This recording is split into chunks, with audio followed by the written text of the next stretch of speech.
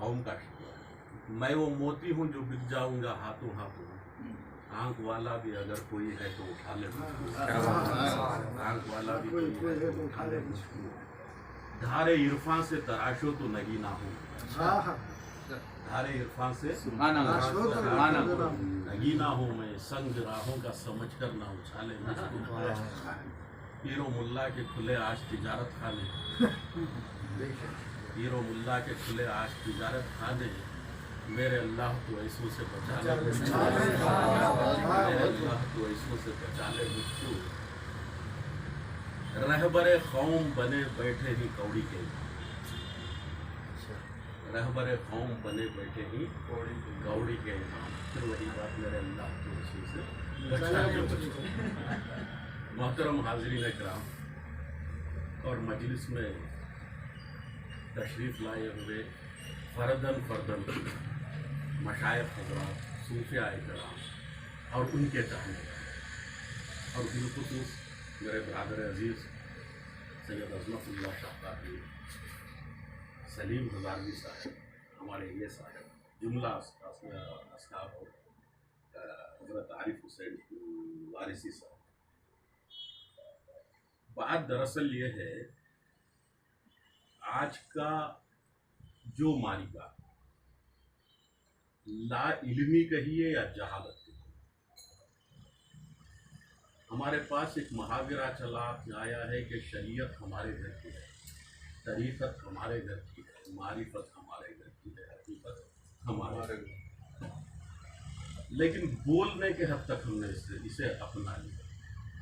جہاں عمل کی بات آتی ہے ہم لوگوں میں سے کچھ لوگ شریعت سے ہٹے ہوئے نظر آتے ہیں، کچھ لوگوں کو شریعت کا شین بھی نہیں معلوم، دستار بازی قوم کے رہبر سرکار سیدنا شیخ عبد القادر جیلانی جد امجد پیران پیر غوث اعظم دستگیر فرماتے ہیں، کسی نے پوچھا کہ پیر کیا ہوتا ہے، شاید کیا ہوتا ہے، تو پیران پیر فرماتے ہیں جہاں 1,00,000 عالموں کا علم دم توڑ دیتا ہے وہاں سے پیر کا علم، سبحان اللہ سبحان اللہ، جہاں 1,00,000 عالموں کا علم دم توڑ دیتا ہے وہاں سے ایک عارف، ایک پیر کا علم شروع ہوتا ہے۔ اور ایک مسئلہ بھی ہے حضرت قبلہ گرامی کا، فرماتے ہیں عارف کا بسم اللہ کہنا کن کے برابر، عارف کا بسم اللہ کہنا کن کے برابر، اللہ کے کن کے برابر۔ تو محترم حاضرین، عروج اسلام سے سلطنت اسلامیہ ہندوستان ہی نہیں بلکہ ساری دنیا میں ہم اگر تاریخ کا غور و فکر سے مطالعہ کریں تو ہم صوفیاء اکرام کی وہ شان تھی، اکبر اعظم جیسا بادشاہ ہمارے قدموں پر یا ہماری برادری کے پچھلے مشائخین کے قدموں پر سر جھکا کر اپنی اولاد طلب کرنے آتا تھا، بڑے سے بڑے بادشاہوں کے سر ہمارے سامنے جھکے ہوئے نظر آتے، فقیروں کے سامنے کسی بادشاہ کا کچھ نہیں چلتا تھا۔ اسی لیے میں کہتا ہوں کب کسی کو امیر دیتے ہیں بس کلیجے کو چیر دیتے ہیں، جو نہ دے پائے دنیا میں جہاں والے وہ تو پڑھنے فقیر تھے۔ فقیروں نے فخر چھوڑ دیا۔ اب فخر چھوڑنے کا سبب یہ ہوا کہ جہالت، علمی جہالت، جیسا کہ میرے برادر کے فرما رہے تھے اور آپ بھی فرما رہے تھے، اہل بیت کے مقام اور مرتبے سے آج کے پیر لوگ واقف نہیں، 12 ائمہ اہل بیت کا نام تک بھی انہیں معلوم نہیں۔ قوم کی رہبری اتنی آسان نہیں ہوتی جتنی کہ ہم سمجھ بیٹھے ہیں۔ دیکھیے، خواہ چشتی سلسلہ کیوں نہ ہو، قادری سلسلہ کیوں نہ ہو، نقشبندی کیوں نہ ہو، کون سی بھی نسبت کیوں نہ لگا لے، سارے سلسلے جس کے قدموں پر جا کر چھپ جاتے ہیں وہ اقدام پاک مولا ہے۔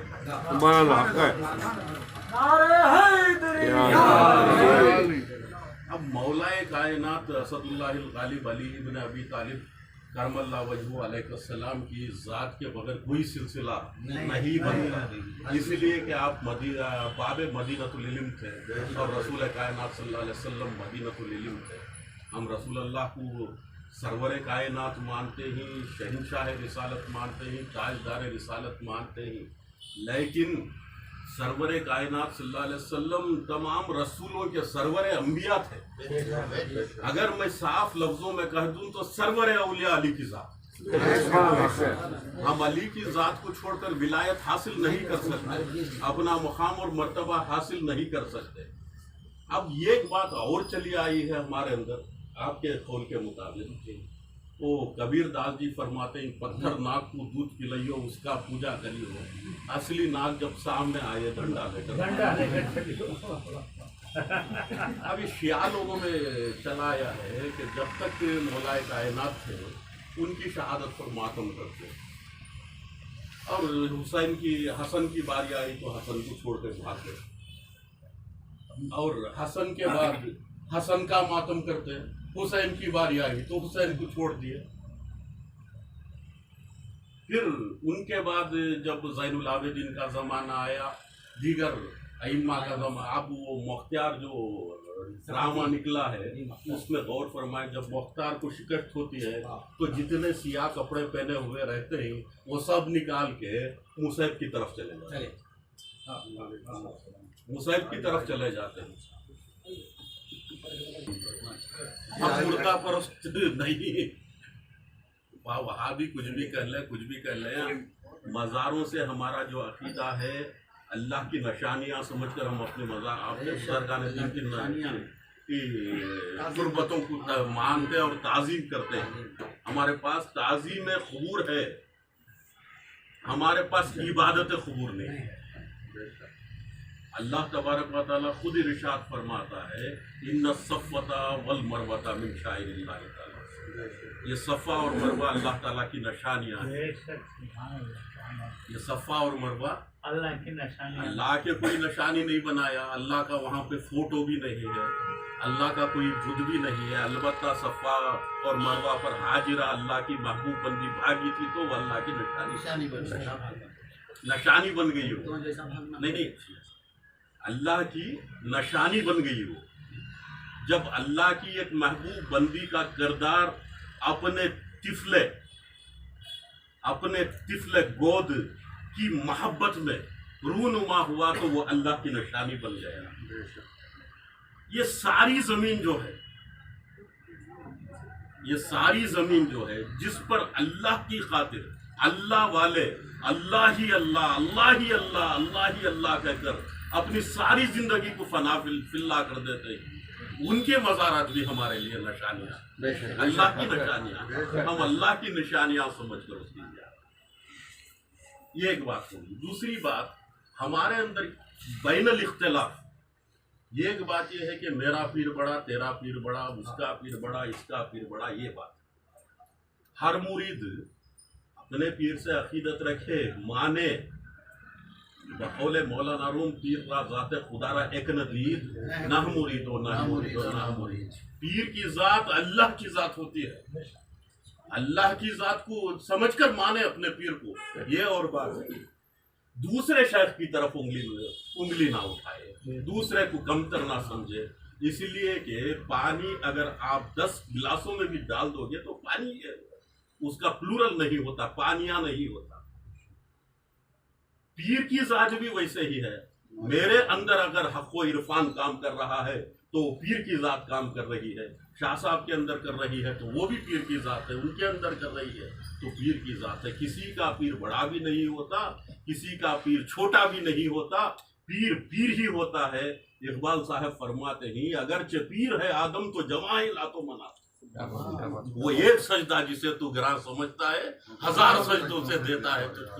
پیر کی ذات اللہ کی ذات ہے، اللہ کی ذات میں شرک نہیں ہو سکتا، اللہ کی ذات میں دوئی نہیں ہو سکتی، اللہ کی ذات میں تفرقہ نہیں ہو سکتا، اللہ کی ذات میں اختلاف نہیں ہو سکتا۔ ہم سب اپنے مریدوں کو اگر یہ اتحاد چاہتے ہیں، بین الصوفیہ میں اتحاد لازمی ہے، تو ہم سب اپنے مریدوں کو یہ تعلیم دیں جس طریقے سے میرا ادب کر رہے ہو دوسرے شیخ کا دوسرے پیر کا بھی ادب کرو۔ اصل مسئلہ یہ ہے شاہ صاحب، ہماری انانیت، ہماری انان کو منانے کا جو مادہ ہمارے اندر پایا جاتا ہے، ہم اپنے مریدین کو گمراہ کر کے کیا کر دیتے ہیں کہ آپس میں اختلاف پیدا، وہ پیر چھوٹا یہ پیر چھوٹا، حق کسی کے پاس بھی کیوں نہ ہو۔ حضرت جنید بغدادی رحمۃ اللہ تعالیٰ علیہ ارشاد فرماتے ہیں اگر کتا بھی میرے سامنے حق بیان کرے تو میں سر تسلیم کر کے سن لوں، بے شک بشرطے کہ حق بیان کرے۔ تو ہمارے بزرگوں کا یہ شیوا رہا۔ دیکھیے آپ پیران پیر غوث اعظم دستگیر سیدنا شیخ عبد القادر جیلانی رحمۃ اللہ تعالیٰ علیہ کی ذات کو دیکھیے، حضور غریب النواز تاجدار ہندوستان ہے، سلطان ہند ہے، آپ کے نام کا غلام ہونے کا دعویٰ کر رہے ہیں۔ ادھر نظام الدین اولیاء کو دیکھیے، کتنے بڑے مقدس معتبر بزرگ ہیں چشتیہ سلسلے کے، حضرت غوث پاک کے جوتیوں کو سر پر رکھ لینا تبرک سمجھ رہے ہیں۔ حضرت سلطان باہو کو دیکھیں آپ کے در کی غلامی اور آپ کے در کا کتا ہونا اپنے لیے باعث برکت سمجھ رہے ہیں۔ یہ مزاج تھا ہمارے بزرگوں کا، جب ہمارے اندر اتحاد تھا۔ اللہ کی ذات میں اتحاد ہوتا ہے، پیر کی ذات اللہ کی ذات، بے شک ہمیں کسی بھی سلسلے سے کوئی اختلاف نہیں، کوئی اختلاف نہیں۔ الحمدللہ ہر سلسلے میں کسی گھڑے میں تھوڑا سا پانی کیوں نہ ہو، کسی گھڑے میں زیادہ پانی کیوں نہ ہو، کسی گھڑے میں بالکل بھرپور گھڑا کیوں نہ ہو، بہرحال پانی کی صفت پیاس بجھانا ہے۔ کم علم صحیح پیر، حق والا ہے تو اس کے پاس پیاس۔ اب پیر کے حق پر ہونے اور ناحق پر ہونے کی ایک بڑی دلیل واضح کر دیتا ہوں، بڑی دلیل واضح۔ دیکھیے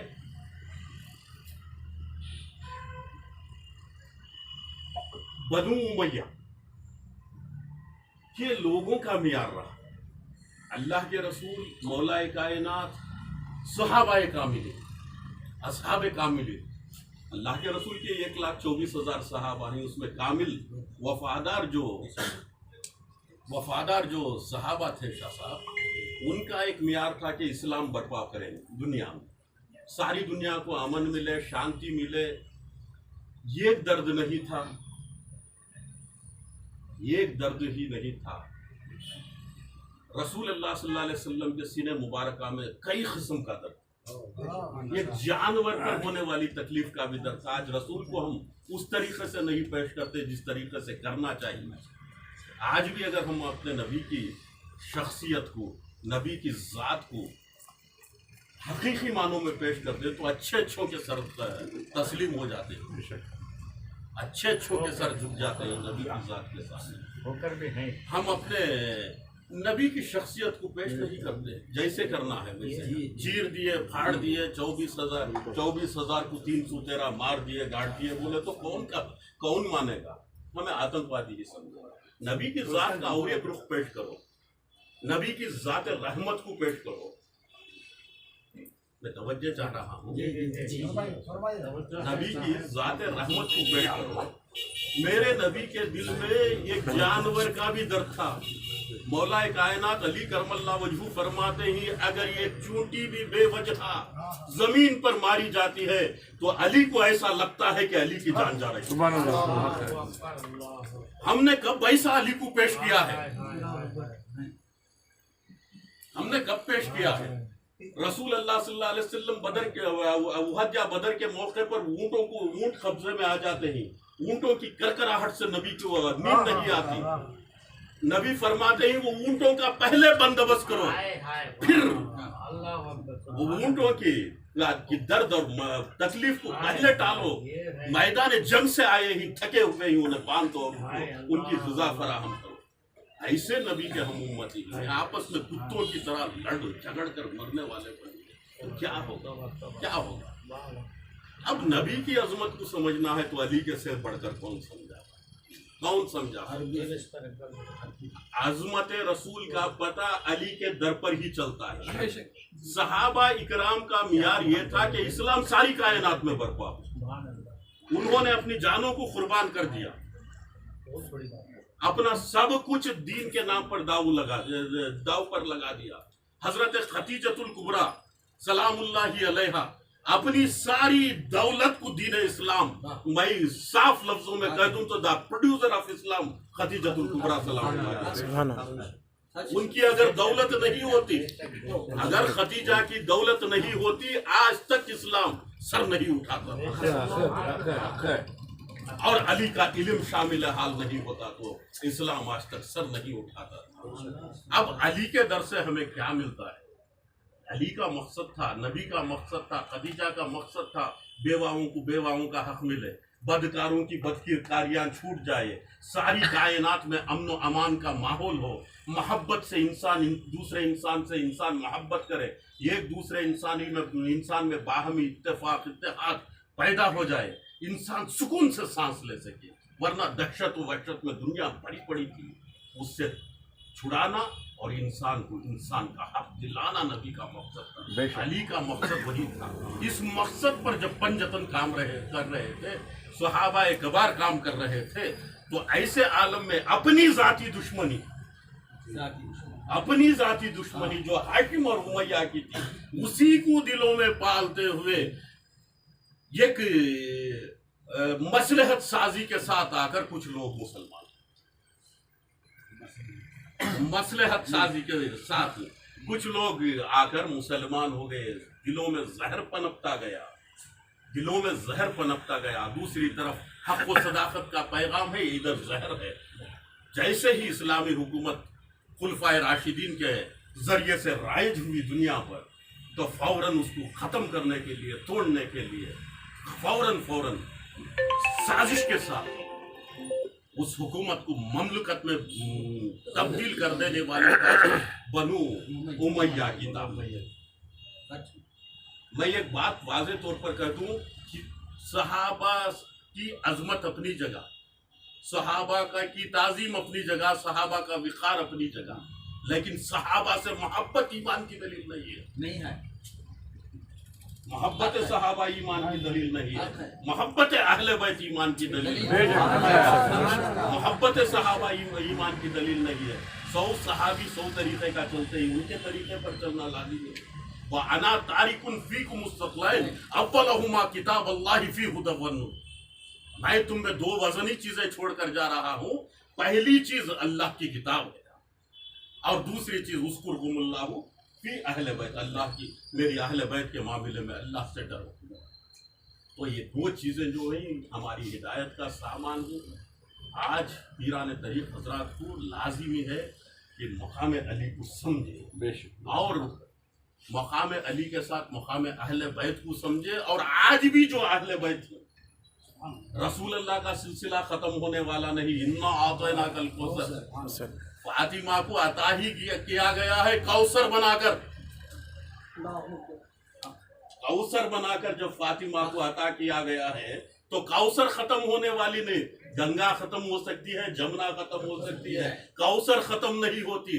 कौसर के जरिए से नबी की औलाद का सिलसिला चला तो इमाम महदी तक जितने भी सही बराह रास्त नबी से अली से ताल्लुक़ रखने वाले सैयद सादात हजरात थी, वो सभी सब नबी के अहले बैत में शामिल हैं। शिया का अकीदा कुछ और हो सकता है, दूसरे फरीक़ीन का अकीदा कुछ और हो सकता है। हमारी नज़र में गौसे पाक का भी वही मकाम होना चाहिए।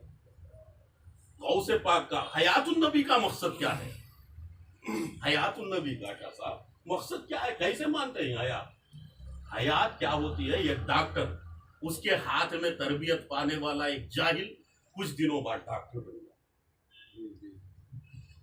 नबूवत की जिंदगी, बशरियत की जिंदगी, आप आरिफीन इकराम इल्म मारिफत से आपका ताल्लुक है तो मैं आरिफाना बातें कर रहा हूँ, वरना उसकी जरूरत ही नहीं होती। इससे नबी की हयात, नबूवत की जिंदगी, नबूवत जिंदा है तो मोहम्मद सल्लल्लाहु अलैहि वसल्लम की जात जिंदा है।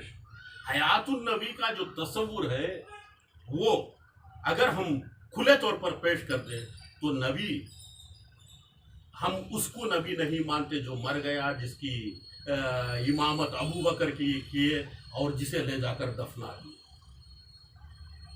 हम अगर नबी मानते हैं तो उसे मानते हैं जिसकी रिसालत अली के सीने में विलायत बनकर धड़कती हो। बेशक अली अपने दौर का मोहम्मद है तो फिर علی کی ولایت جس کے سینے میں شہادت بن کر دھڑکتی ہے وہ حسین ہے، وہ اپنے دور کا محمد ہے۔ غوث اعظم دستگیر، نائب رسول، غوث اعظم دستگیر، غوث اعظم دستگیر اپنے دور کا محمد ہے، رسول نہیں ہے، نبی نہیں ہے، لیکن اپنے دور کا محمد ہے۔ غریب النواز اپنے دور کا محمد ہے، مومن بہادر شاہ قادری اپنے دور کا محمد ہے۔ جتنے بھی اولیاء کرام نبی کی رسالت کو امانت سمجھ کر اپنے سینے میں اس تعلیمات کو زندہ رکھے ہیں، وہ زندگی جو ہے نبوت کی زندگی ہے، نبی کی زندگی ولایت کے بغیر نہیں ہو سکتی۔ سبحان اللہ، سبحان اللہ۔ تو ہمارے اندر ایک شعور یہ آنا چاہیے، پہلے یہ کہ ہم اپنے مشائخین میں سے کسی بھی دوسرے مشائخ کی خلاف ورزی نہ کریں، ہمارے مریدوں کو بھی یہ تلقین کر دیں جس کی نسبت مولائے کائنات سے، غوث اعظم دستگیر سے، غریب النواز سے، کسی حالت سے دوسرے پیر کی توہین نہ کریں جب تک کہ وہ مخالف اہل بیت نظر نہ آ جائے۔ مخالف اہل بیت ہے تو اس کی گنتی علیحدہ ہے، وہ پیر نہیں۔ لباس خضر میں یہاں سینکڑوں رہزن بھی پھرتے ہیں، اگر جینا ہے تو پہچان پیدا کر، وہ پیر نہیں کہلاتا۔ تو ہمارا معیار یہ ہونا چاہیے کہ جب تک علی کا نام لیوا ہے، حسن حسین کا نام لیوا ہے، غوث اعظم دستگیر کو ماننے والا ہے، حضرت خواجہ غریب النواز کو ماننے والا ہے، بزرگان دین کا ماننے والا ہے، ہمیں اس کی خلاف ورزی نہیں کرنا چاہیے، خواہ وہ علم میں کم کیوں نہ ہو، زیادہ کیوں نہ ہو۔ خالد جیلانی صاحب زیادہ بول رہے ہوں گے، عظمت اللہ شاہ صاحب زیادہ بول رہے ہوں گے، آپ بیگ صاحب زیادہ بول رہے ہوں گے۔ یہ بولنا باتوں کا کام نہیں ہے، بزرگان دین باتوں سے زیادہ کام نہیں لیتے تھے۔ آج کا دور ہی باتوں کو طلب کرنے کا دور ہے، اس لیے ہم بھی بات کر رہے ہیں۔ نگاہ مرد مومن سے بدل جاتی ہے تقدیر، باتوں سے نہیں بدلتی۔ بات جو ہے قوت گویائی کا ایک مظاہرہ ہے۔ تو ہمارے میں یہ کی بات کہ ہم اپنے جیسا اپنے کسی بھی سلسلے کے مشائخ کو سمجھیں۔ سیکنڈ چیز، اپنے جو شیخین کی بات اٹھائے، ہم کسی بھی شیخ کی کسی حالت میں بھی مرتبے اور مقام کا انکار نہ کریں، اپنے سلسلے کو سامنے رکھ لے کر، خواہ وہ قادری سلسلے کے شیخین کیوں نہ ہو، خواہ وہ چشتی کیوں نہ ہو، عطوہ کے رفاعی کیوں نہ ہو، کسی بھی شیخ کی پر ملامت نہ کریں اور کسی بھی طریقے سے ان کے خلاف نہ بولیں۔ جی ارے یہ شیخ کی نہیں، شیخین کی بات کر رہا ہوں، سیدنا شیخ عبد القادر جیلانی کی۔ آج یہ ہو گیا، قبلہ سلام سلیم ہزاروی صاحب، لوگ غوث اعظم کو بھی کمپیئر کرتے ہیں آج کل، غریب النواز کو بھی کمپیئر کرتے ہیں، غریب النواز چھوٹے فلاں بڑے فلاں بڑے۔ ارے میں نے سنا ہے، تو ہماری نظر میں شیخ شہاب الدین سہروردی، حضرت بہاؤالدین نقشبندی، حضرت احمد کبیر رفاعی، سب کا مقام اور مرتبہ اپنی اپنی جگہ سلامت، سب غوث پاک کے در کے کتے۔ ہر کسی نے اپنی غلامی کو سرکار بارگاہ غوثیت میں پیش کیا۔ آپ کی محبت احمد کبیر رفاعی سے اس وقت تک پوری نہیں ہو سکتی جب تک کہ آپ غوث اعظم کو نہ مان لیں، اور غریب النواز سے بھی آپ کی محبت پوری نہیں ہو سکتی جب تک کہ آپ غوث اعظم کو نہ مانیں، اس لیے کہ غریب النواز کے بھی مرکز عقیدت غوث پاک تھا۔ کبھی بھی کسی بھی طریقے سے اپنے سلسلے کو کسی سلسلے سے برتر، اپنے پیر کو کسی پیر سے برتر ہرگز نہ سمجھے۔ البتہ دوسرے پیر کو دیکھیں تو بھی اس کے اندر اپنے پیر کی جلوہ نمائی، پیر اللہ کی ذات ہے، میرے مولا تیری کبریائی ذرے ذرے میں جلوہ نما، ذرے ذرے میں اس کی ذات جلوہ نما ہے۔ اگرچہ پیر ہے آدم تو جواں ہے لاتو منا، پیر آدم کو کہتے ہیں، جس کے سامنے سجدہ روا ہوتا ہے وہ پیر کہلاتا ہے۔ اسی بات کو اقبال نے کہا، چھوڑ کر بولتے ہوں، وہ سارا کلام نہیں بولتے۔ اگرچہ پیر ہے آدم تو جواں ہے لاتو منات، وہ ایک سجدہ جسے تو گراں سمجھتا ہے، ہزار سجدوں سے دیتا ہے آدمی کو نجات۔ ابلیس لاکھوں سجدے کرنے کے لیے تیار تھا، وہ ایک سجدہ نہیں کیا جو آدم کا سجدہ تھا، سجدہ آدم۔ اس وقت پر آدم مقام پیر پر تھا، اسی کا اعتراف اقبال نے کیا۔ سبحان اللہ۔ یہ نماز کے سجدے نہیں ہوتے، رکعت کے 2 سجدے نہیں، وہ ایک سجدہ، ہزاروں سجدوں سے نجات مل جاتی اسے، اگر اس نے اس سجدے کا انکار کر دیا۔ تو پیر کی ذات جو ہوتی ہے اللہ کی ذات ہے، پیر ذرے ذرے میں جلوہ نما ہے۔ یہ آخر میں ایک مدعا رکھتا ہوں میں کہ لوگوں کو کیا ہو جاتا ہے، یہ کتابیں ہی نہ کتابوں سے نہ کالج کے در سے پیدا دین ہوتا ہے، بزرگوں کی نظر سے پیدا، نظر کا کام ہے، نظر کا کام ہے۔ ہم لوگ باتوں میں کتابوں میں چلے جا رہے ہیں، جہاں کتابیں ختم ہو جاتی ہیں وہاں سے نظر نوازی شروع ہوتی ہے۔ تو راہ نورد شوق ہے منزل نہ کر قبول، لیلا بھی ہم نشیں ہو تو محمل نہ کر قبول، اقبال صاحب بولتے ہیں۔ تو دوستان محترم، میرے عزیز صوفی برادران طریقت، میری گزارش یہ ہے کہ ہم اپنے پیر کے تجلیات کو ہر وہ پیر میں دیں۔ اپنے پیر کی منزلت اللہ علیحدہ ہے، وہ نائب رسول ہے، ہر کسی کا پیر اس کے لیے نائب رسول ہے، لیکن اسی نائب رسول کو دوسرے میں بھی دیکھ، اس کی بھی توہین نہ کرے، اور ہر حالت میں شیخین کی، خواہ وہ شریعت کے شیخین امام اعظم ابو حنیفہ کوفی کیوں نہ ہو، امام شافعی کیوں نہ ہو، امام حنبل کیوں نہ ہو، بڑے عاشقان رسول تھے وہ۔ یہاں تک کہ امام شافعی فرماتے ہیں اگر مجھے کوئی رافضی کہتا ہے تو زمین و آسمان اس پر گواہ ہو جائے اہل بیت کی محبت کا نام روافض ہونا ہے تو میں رافضی ہوں، عثمان ہو گئی۔ ایسے بڑے عاشقان رسول تھے وہ، ان کے منکر کیوں بنتے ہو؟ غوث اعظم کے منکر کیوں؟ کتابوں کو چھوڑو، کوئی بھی کچھ بھی لکھ لیتا ہے۔ شاہ صاحب توجہ چاہتا ہوں آپ کی، روح تصوف حضرت بندہ نواز گیسو دراز کی ماری کا آرا کتاب ہے، اسی کتاب کو اشرف علی تھانوی نے بھی لکھا ہے، اسی نام سے، روح تصوف کے نام سے۔ اب اشرف علی کی روح تصوف کو پڑھ لے کر آپ بندہ نواز کو اہل بیت کا دشمن سمجھیں گے؟ غوث اعظم کے نام سے بھی صدیوں کا ڈسٹنس ہے ہمارے اور ان کے بیچ میں، 1000 سال سے زیادہ ڈسٹنس ہے۔ ان کی کتابوں کو ماویہ کے ماں ملے میں غوث پاک فلانا بول دیے، فلانا بول دیے، وہ سن لے کر کے آپ غوث پاک کے منکر بن جائیں گے۔ غلط بات ہے یہ مجھے گوارا نہیں ہے، میں ان کی اولاد ہو کر چھالے سے کہتا ہوں، غوث پاک اپنے نسب پر، اپنے حسب پر قصیدہ غوثیہ میں اتنا فخر کرتے ہیں، حسینی ہونے پر، حسنی ہونے پر، علوی ہونے پر۔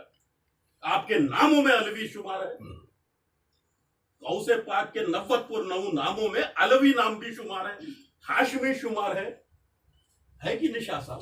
قصیدہ غوثیہ میں بلا شبہ فخر کرتے ہیں اپنے اجداد کے اوپر، کر کے فرماتے ہیں وَلَا تَخَفَا وَلَا تَحْزَنَا یا مرید، اے میرے مرید تو ڈرتا کیوں ہے، غمگین کیوں ہوتا ہے؟ میرے جد کے ہاتھوں میں، مولا کائنات کی طرف اشارہ کر کے فرماتے ہیں میرے جد کے ہاتھوں میں زمین و آسمان کی کنجیاں ہیں، زمانہ زمین پر نازل نہیں ہوتا جب تک کہ میری مرضی طلب نہ کر لے، ہے کہ نہیں شاہ صاحب؟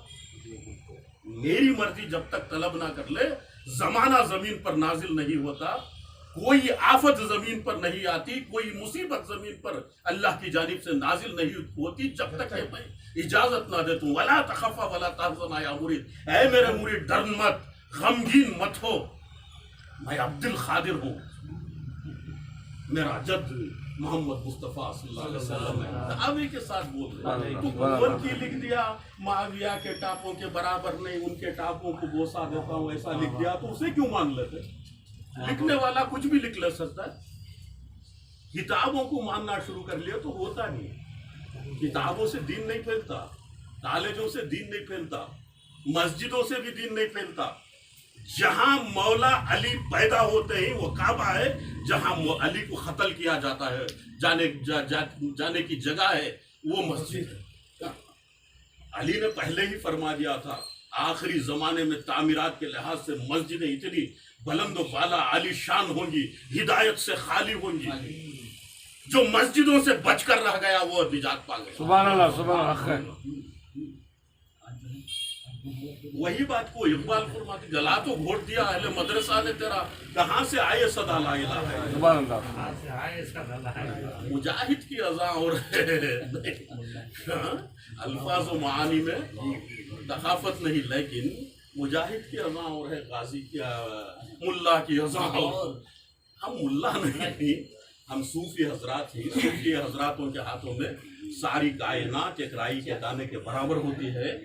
ہمیں وسط سے کام لینا چاہیے, آپسی اتحاد پیدا کرنا چاہیے, اپنے بھائیوں کے طرح دوسرے پیروں کو بھی ملنا چاہیے, ان کا بھی ادب کرنا چاہیے, ہر کسی کی محفل میں جانا چاہیے, ہر کسی کی یہ ضروری ہے, ہر کسی سلسلے والے کی محفل میں جا کر اس کی محفل کو کامیاب کر کے ہمیں اپنے پیروں کی شان بتانا. بے شک سبحان اللہ. یہی میرا مشورہ تھا.